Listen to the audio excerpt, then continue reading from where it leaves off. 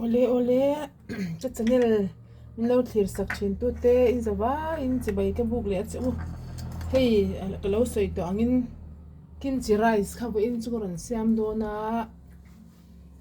kimchi kan kha hey a thur de sek sek to a thur de lek ka du wangin fridge pon na ka da de urenga alo thur thato ka du to ka lo thur thato nu khan kimchi rice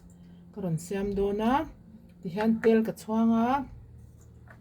chuan kimchi hi nia chuanin a tui deuh hlek ka du wangin a tui hi ka tel bawk dawna kimchi tui kha chuan chi nia chuan chaw țhing ka rawn hmanga chaw hi a ṭhing kher lo chhum thar pawh theih theuh a kei chu chaw ṭhing kan nga wangin chaw ṭhing hi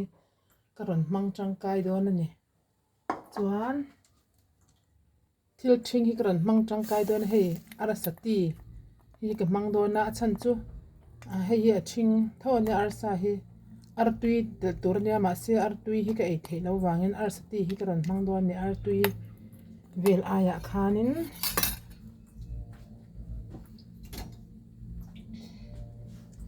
seaweed te pawh kha tel thei theuh ma se hei ka nei rem chan lo wangin ka lo telanga ka lo tel lawanga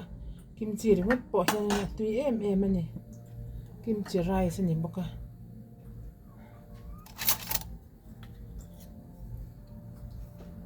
kimchi kan thak nga hi ma chewa ei tur ka ni wangin ka siam thun den thaka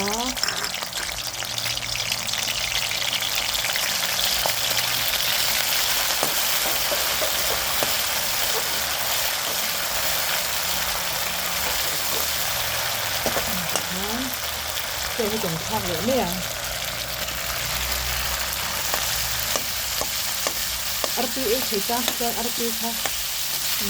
clip ang ti in cái nga chuan in a chunga in clip chuan ti ranga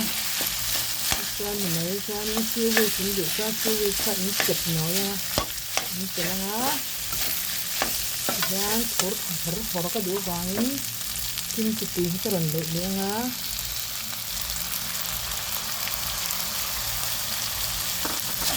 cái hồi dễ luôn yan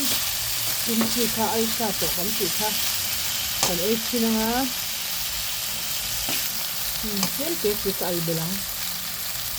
kal bel kan lo pon ai hina ko ai bel thei thawa chuan a ti hang turin ai dina ma to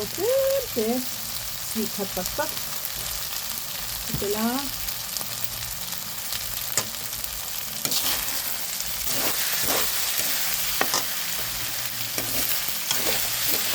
cái chỗ như vậy nó được hết rồi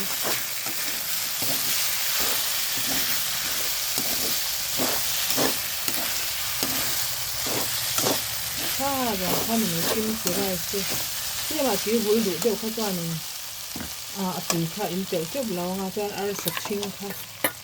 cái lấy tiểu để luôn nè chuan kim chỉ ra sẽ lâu nữa cái là kimchi soup cái này xem mà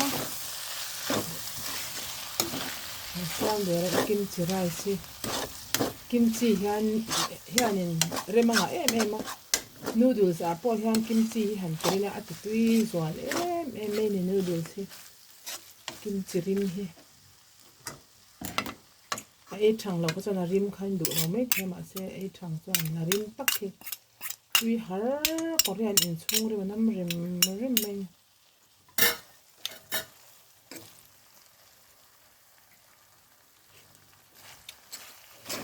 chili powder ha ka tel tlema wangin a sem vut lawa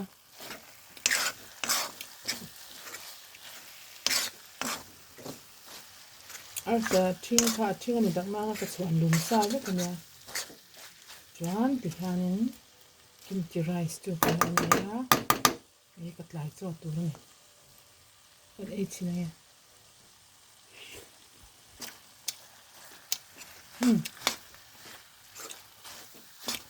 tu khop mai thur saka kimchi ri manam boka arsa hian ti hang boka siam vera u so tui bek ule